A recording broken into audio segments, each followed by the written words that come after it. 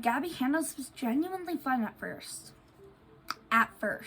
It felt like being in on something and understanding her in a way that other people just didn't get. There was this energy in the fandom, very protective, very defensive. It felt justified, you know, like we were standing up for someone we genuinely thought was misunderstood.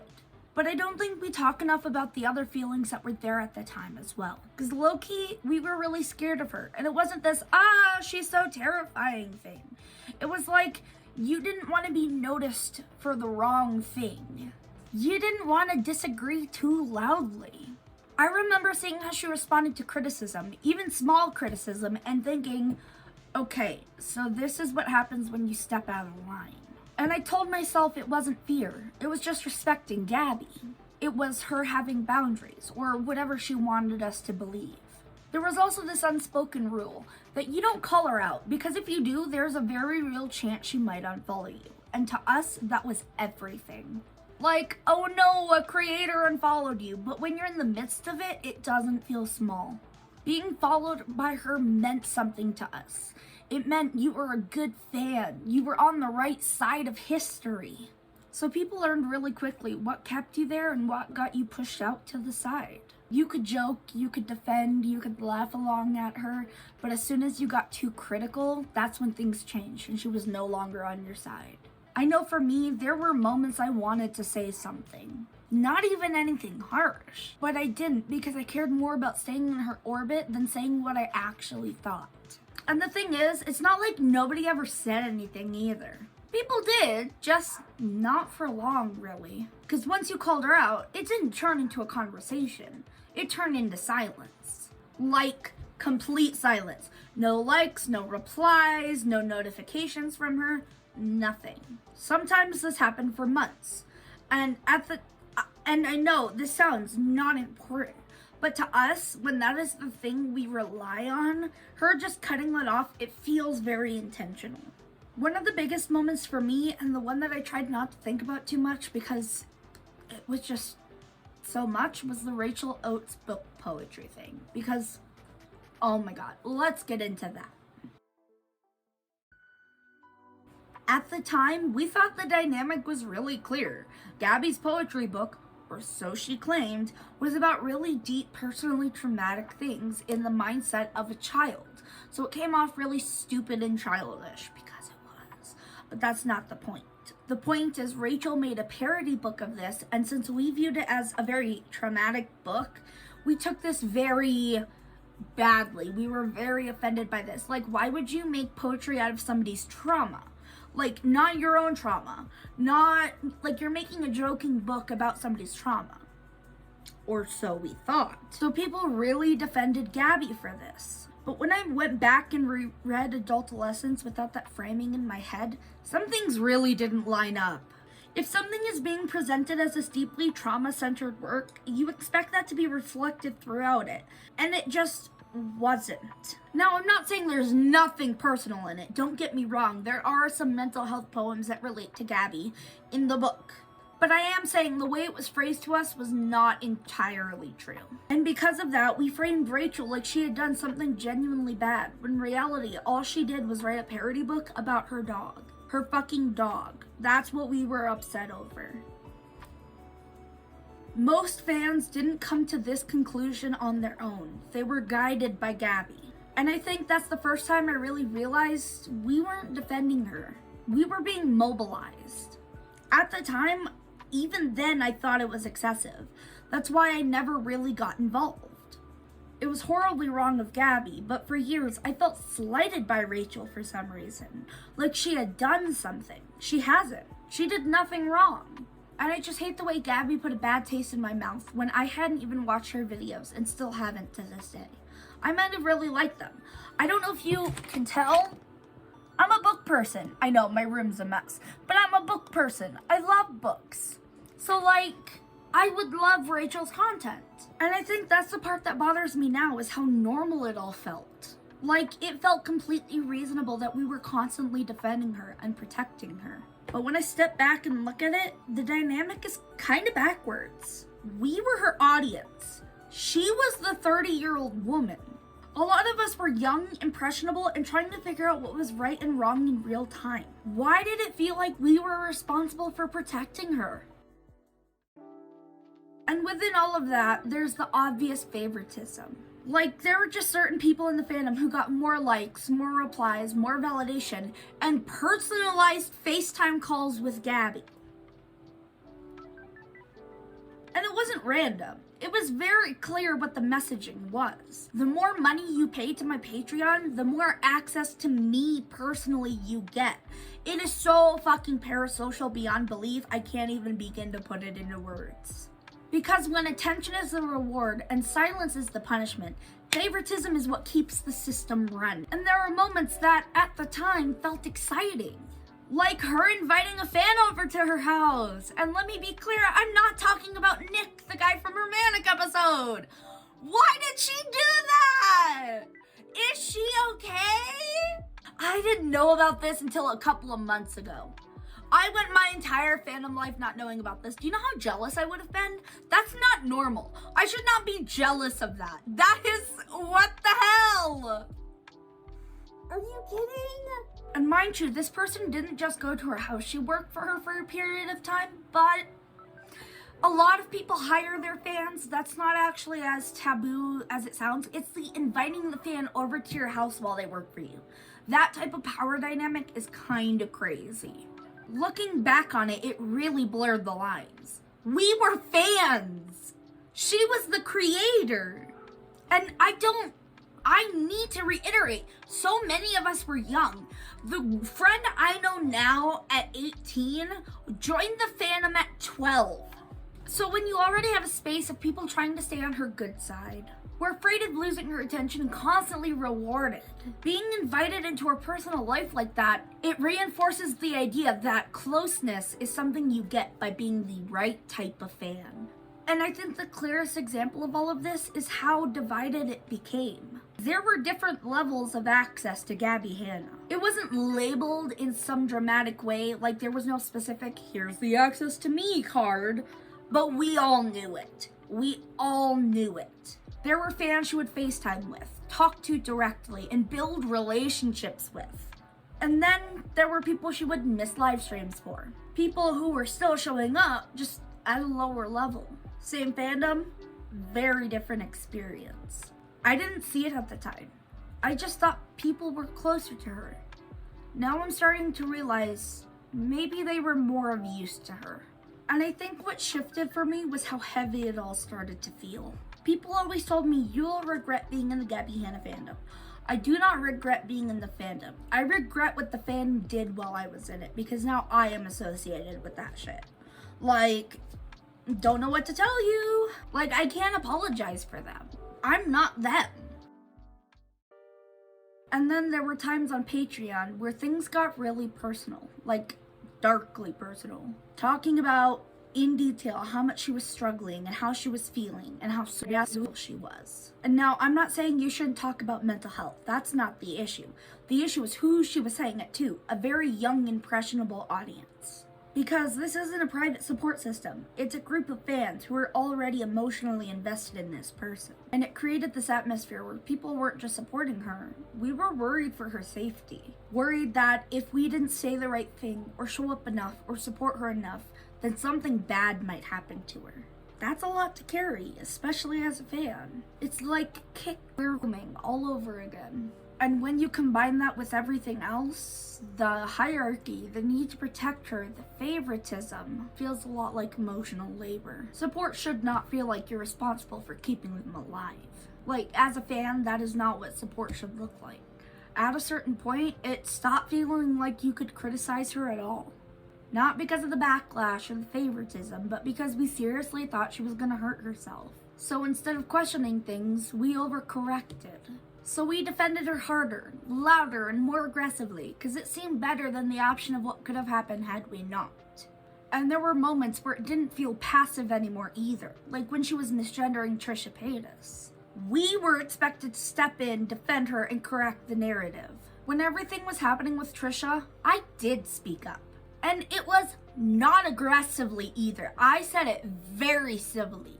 Gabbie, you need to not be transphobic. It is that simple. This was at a time when Trisha's pronouns were clearly listed in their bio, and they use they, them pronouns at this point. While Trisha uses she, her pronouns now, that does not dismantle the fact that they use they, them pronouns at that period in their life. And it doesn't diminish what Gabbie did. Just because somebody changes their pronouns does not mean that the transphobia back then is all right. And the thing is, Gabbie unfollowed me for it.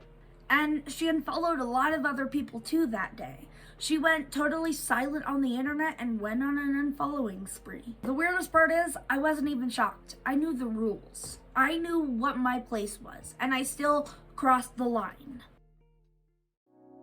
And the thing I think about a lot is how normal it became for other people to come after us instead of Gabbie. We were just existing in that space. A lot of us hadn't even said anything and were put on some hit list to take us down. My friends and I weren't even defending her at this point because she was going off the rails and she was doing nothing to defend herself. So why would we defend her? People would dogpile, attack, harass, and this wasn't rare either. You would think in a community expected to defend her, and in a community where Gabbie said that Hello Leash and Jessie Spiles needs to control their fan base, that she might step in for us and help us. But she didn't. Not really, at least. So you end up in this position where you're defending her constantly. You're managing how you act so you don't get cut off. And at the same time, you're completely on your own. And I remember just taking it because that's what being a fan felt like. But looking back, that's not loyalty. It's cowardice. A lot of us were doxxed for defending her. Some of us were outed to our families for defending her. People contacted my dad for defending her. They got his contact information and texted him. And again, in a fandom where we're expected to show up for her, that level of expectation was not reversed back onto us. I'm not saying she controlled what other people did, but I am saying that environment existed because of her, and we were the ones who had to deal with the fallout. When I look back at all of this, I don't think any of it is random. It worked the way it worked because it benefited her. We were younger, more reactive, and more loyal. We were willing to jump in and attack someone we cared about without fully thinking it through. And she didn't have to defend herself publicly because we were already doing it for her. We were the ones arguing, getting harassed, and getting doxxed. Well, she got to stay just far enough removed from it. And I think something that gets overlooked in all of this is how long we stayed. And I don't mean that the way you think, I mean that either. Hear me out. There were long stretches, on Patreon especially, where she just wasn't there, but kept charging people for their fucking money. Months, sometimes close to a year. And people didn't leave. We waited, which yes, is our own fault, but she should have paused subscriptions. We kept expecting her to come back and pick things up eventually. We waited because that's what a good fan looked like. She would disappear for months at a time, sometimes years, and then come back and expect the same loyalty. There's a reason her albums flopped. Like a real reason they didn't chart. And it's not because she didn't promote them, it's because she ruined the loyalty with her fan base. And now we don't want to stream them even. But that doesn't change the fact that we were expected to hold everything up. And it wasn't just about her being gone. It was about the fact that a lot of her Patreon was tied to, if you subscribe, I will do this. She made specific promises and then did not fulfill on them. Music videos, content, things that were supposed to be funded by our support. Things that just never really happened. We kept waiting and assuming it was coming eventually. We kept giving her the benefit of the fucking doubt, and I don't know why. She gave us no reason to trust her. And I get it, things happen and projects fall through, but this was not that. It kept happening and nothing was ever addressed. It became a pattern, and it wasn't just Patreon.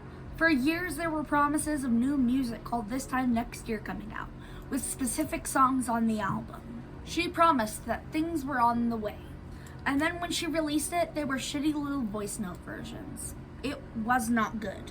I swear on my life, there were certain fans sending her $50 filming, like, music video shoot locations that she could film at, and she was just like, no, I don't think I'm going to. And then she filmed in her bedroom on her iPhone with no support, with shitty little dances that she put no effort into choreography. Like, we hated them. All that aside, people stayed. People kept believing things were coming. By this point, waiting had kind of become normal. I think the hardest thing to admit is that we were all doing this in her name. A lot of it was framed as defending her or correcting misinformation. But in practice, it often turned into going after other creators, dogpiling, arguing, pushing back in ways that didn't always feel reasonable. And the thing is, it didn't even feel wrong at the time. That behavior wasn't shut down, and if anything, it was reinforced by Gabbie and the fandom itself. When people went hard for her, they got attention from anti-Gabbie Hanna fans. But we also got validation from peers, recognition from Gabbie herself. So it starts to feel like something you're supposed to do. And there's another thing that's really hard for me to sit with, because there was this narrative for a long time that she had genuinely changed. Like, we believed that Gabbie from 2015 and Gabbie from 2020 were so far removed. She was such a better person. She had changed so much. And then I look at Gabbie in 2026 and I'm like, well, someone doesn't regress that much in 6 years. That means she never actually changed. There were conversations behind the scenes, like the 3-hour phone call that explained everything. We thought she validated herself. We really genuinely did. Namely, because most of us didn't have 3 hours to digest that shit. So we skimmed through, and we found out the parts that fans talked about, and we telephoned it. The thing I hate the most, we did.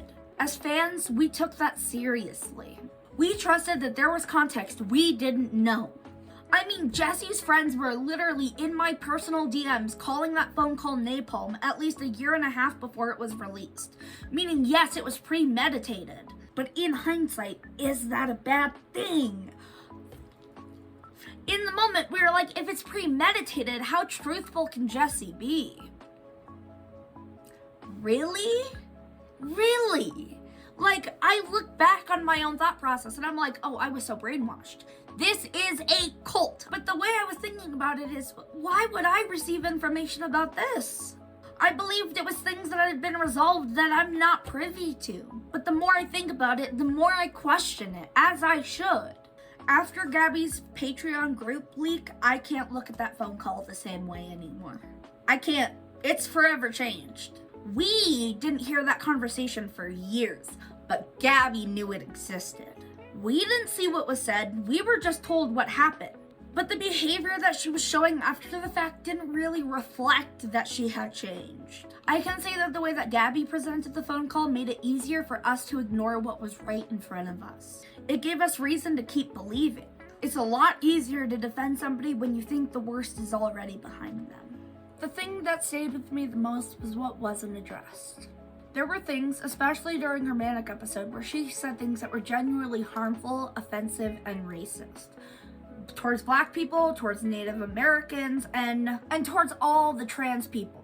Like, it was just so fucked up. Non-binary people, trans people, people with DID. I could keep going! There were so many people she attacked during her Manic episode and then never addressed it. She said she would address it and then never did. What I kept looking for was a direct, clear acknowledgement of what happened, not a vague explanation. I wanted actual accountability for what was said. Mental health may be able to explain behavior, it does not erase the impact that she had. I remember waiting for that moment where it would be like, oh, she's finally taking this seriously. And it just never came. When you're in a space where you're expected to defend someone, that lack of clarity does not make things easier. It makes fans explain something that was never actually explained in the first place, and that's not a position we should be put in. We shouldn't have to put words in Gabbie's mouth. We shouldn't have to defend Gabbie from a racism accusation in 2025. This just straight up should not have left her mouth to begin with. She should have, the second she became stable, apologized for what she said, but instead she let God atone for her misdeeds. This does nothing for the public. I think that was what really broke it for me, was the trust. After everything happened, there were statements about getting help from mental health professionals. As a fan, that mattered. It made it feel like things were actually being taken seriously, and this wouldn't happen again. But over time, that trust started to feel a lot less solid.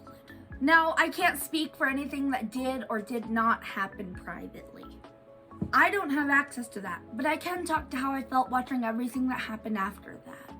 The behavior didn't really line up with what we were being told is changing. At a certain point, it stopped feeling like growth and felt like we were just supposed to believe this was happening behind the scenes. We don't see it, but it's there.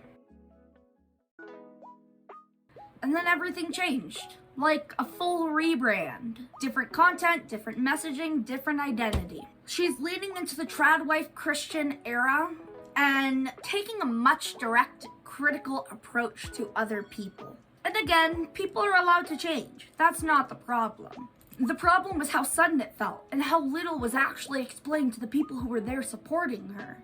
If you've built an audience on one kind of relationship and then completely changed into something else, it feels like being left behind without understanding why. Especially when that new version starts criticizing in ways that honestly feel familiar. It felt like the same patterns from old versions of Gabbie. And at that point, I think I realized I wasn't watching someone grow. I was watching someone change patterns and directions without actually ever addressing what came before it. Then there were moments that just felt disconnected from the audience entirely. Like when she started going after Adam McIntyre for living in sin. The audience she built, the people that were there to support her throughout all of this, are majority gay men, lesbians, and trans people. So seeing the messaging aimed at someone like that did not feel out of place. It felt like all of the people who had been there this entire time weren't being considered at all. I remember watching and thinking, who is this actually for? Who watches this? Because it wasn't just a change in content, it was a shift in values entirely. No matter how horrible of a person Gabbie was in 2018, she was socially aware. She supported trans and gay people and supported Black Lives Matter. For us, she did the bare minimum. She was amongst the people who were on the right side. Now look at her. On the right side! Like, hello! That's the part that says the most about how it ended. The downfall actually started in 2021. There wasn't some huge fallout in the fandom where people made massive cancellation posts. People just slowly started to leave in waves. At a certain point, it wasn't even anger anymore. It was disappointment. I felt it and I saw it in other people too. Because when you support someone, defend them, and watch and expect them to grow, and then nothing changes, you just stop showing up. The hardest part about this is realizing how long I stayed. How many times something didn't sit right with me and I still found a way to explain it. How many times I chose to defend someone instead of listening to my own instincts. I wasn't just watching it, I was a part of it. I helped defend her. I participated in a space that, looking back, wasn't healthy for me or the people around me. I lost 70 pounds and developed a stress ulcer from the emotional turmoil of all of this. I had a PTSD response to being doxxed and harassed by literal YouTubers. Why was Cody Rance making videos about me when I was the one getting doxxed and harassed? Cody Rance, they're children. And I don't think that makes me a bad person. I just think I have to be honest about it now. I have to be honest about what it felt like, what we normalized, and what we ignored. So, I'm not a fan anymore. I can't support her homophobia, or transphobia, or racism, or I could keep going. It wasn't one moment or one thing she said or did. It was everything stacking over time. I realized I felt more anxious than I did excited. I was looking at how to defend her instead of actually enjoying her content. It was seeing how we were expected to protect her, but nobody protected us. It was the favoritism, the hierarchy, the way attention became something you had to earn by being the right type of fan. The times that things were framed in ways that made us react a certain way, and we did. The times where real issues were involved, and we were still expected to defend first and think later. Liking someone shouldn't be like this. Being part of a community shouldn't look like calculating what you can and cannot say. And more importantly, it was realizing that some of the things she's doing recently just don't align with me anymore. So I left because I finally stopped ignoring all of it. Time, energy, defending her, being part of that space. When you've put that much into it, it's really hard to walk away. Even when it doesn't feel right. Even when you start noticing patterns. Leaving doesn't mean just stop being a fan. It also means admitting how long you stayed when you shouldn't have. It happens slowly in pieces, because letting go of something like that takes time. Now, there's not a single original supporter who stands by Gabbie. I think they're all gone. All of my friends, all of the fandom, they're gone. They're gone. There are no fans on Twitter of Gabbie Hanna.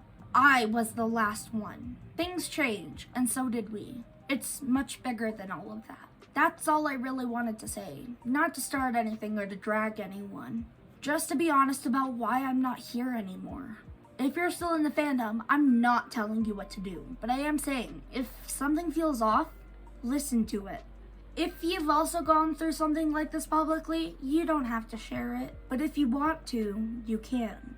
Just be honest. Thank you for watching and giving me your time when I know this is something I put myself into by choice. Ultimately, this is my fault, but I wanted to speak about it. Thank you, and goodbye.